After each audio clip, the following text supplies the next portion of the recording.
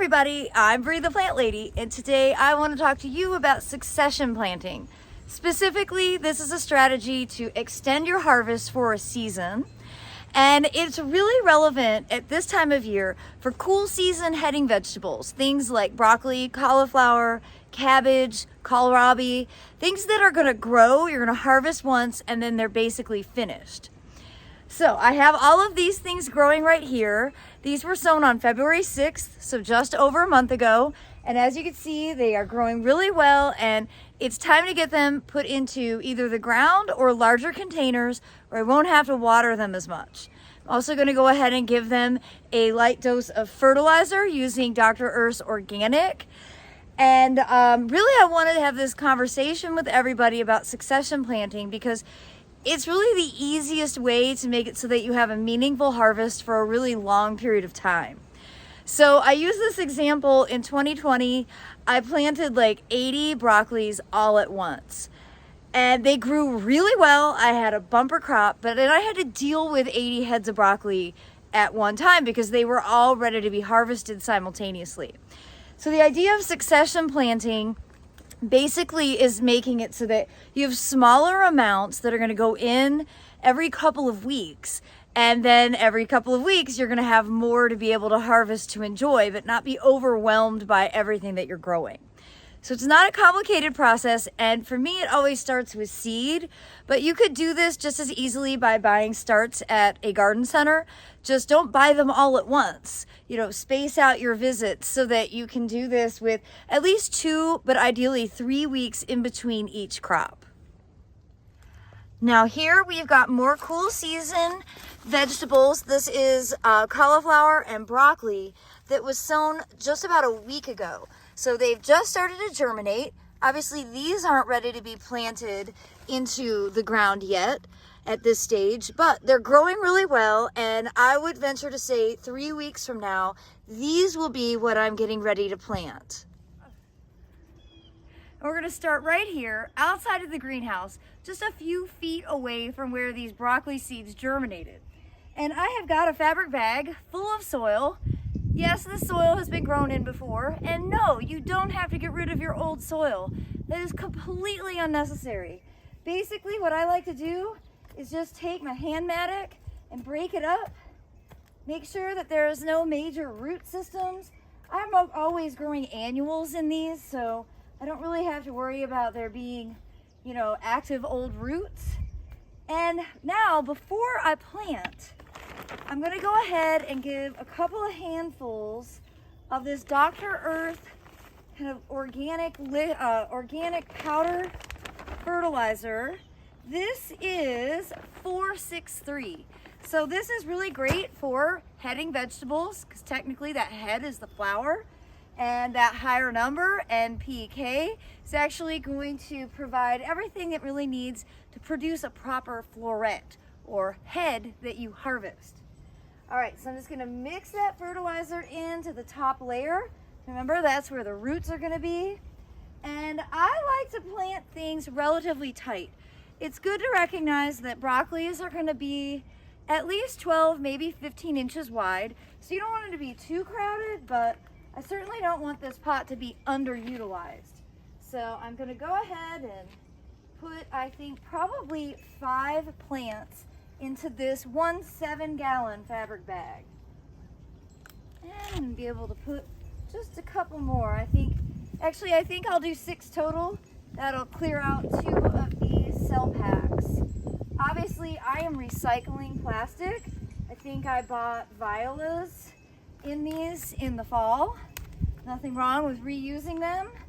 You can, of course, do them in soil blocks if you want. I just find that I have a lot of leftover plastic that I prefer to reuse, so that's my strategy. Just like that. Got these planted, fertilized, and now they're growing out in full sun, so they really should do great in this condition. They'll grow a whole lot faster here versus being inside my 50% shade cloth greenhouse. So further along the greenhouse, I've got these big 100-gallon root pouches, also filled with awesome soil. This is all filled with soil cube. Now you can see this bag is devoted primarily to a raspberry, but I've got some open space here towards the front, and that's what I'm going to concentrate putting the broccolis into. Again, I'm going to give it a couple handfuls of the Dr. Earth fertilizer, mix that all together, and then I'm going to go ahead and get some more of these transplanted in.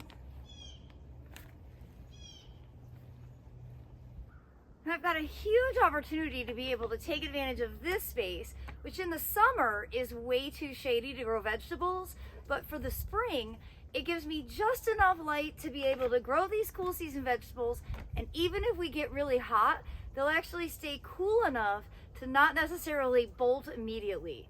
So this is a really great microclimate that I'm going to go ahead and fill up with a wide array. I'm going to put in cabbage, kohlrabi, cauliflower, and broccoli throughout this border.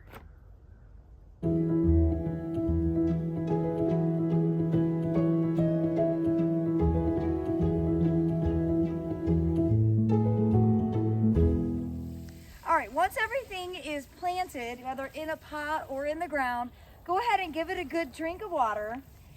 And then your next step is going to be to apply BT, Bacillus thuringiensis. So let me finish watering and I will give you details on that.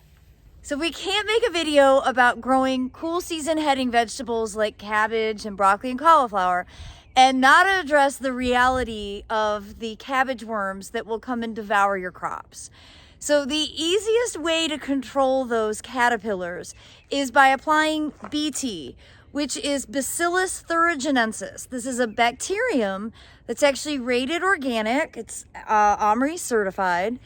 And this essentially, you coat your plants with it, specifically the foliage. And then as the cabbage looper moth, which is a little white moth that is currently active here in Central North Carolina, Zone 7, they are going to be laying their eggs on the foliage of your brassica crops. It's very specific to the Brassicaceae family. Basically, the BT is there to prevent those eggs, once they develop into the caterpillar form, it's to prevent them from eating the foliage. And so essentially what happens, I know I've explained this to you many times, but they eat the BT and then they feel full and then they starve to death. And well, that's better than them eating all of the plants that you're trying to grow to be able to bring inside and eat for yourself. So we are going to get started on spraying now that the first succession planting has been installed in pots and in the ground. The cabbage looper moths are non-discriminatory. If you're growing a brassica crop, they will find it and they will lay eggs on it. So again, this is the easiest way to prevent mass damage. Now, it needs to be reapplied basically every 5 to 7 days, depending on rainfall. So it's something you have to keep up with, and that can be a challenge. And we certainly have had plenty of cabbage worms eat our cool season veggies. This is actually when I harvest. You know, I soak everything in white vinegar. Yep. It's so that the existing worms just float to the surface and we don't cook a bunch of worms. I'm still going to eat what I'm growing. I'm determined. So we are going to apply BT now. We've got 2 types. Now, I used to always use this Worm Whipper brand, and this is the dipple dust, essentially. It's becoming really hard to find. So it's not as practical for me to talk about, because if you can't find it, then you might not use it. So instead, I found liquid BT from a local garden center, and I've seen this at even box stores, Lowe's, Home Depot, Walmart. So this is probably going to be the easiest way to apply it. It's because it's the most readily available.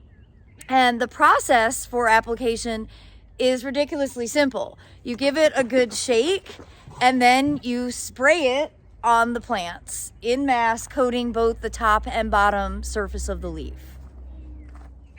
All right, so you can see this is the first fabric bag that I planted. It's been watered in, fertilized, and now I am just spraying the BT all over the broccoli leaves. And that's literally it. Now I just have to remember to do this once a week. You smell it? It smells like a zoo. I do.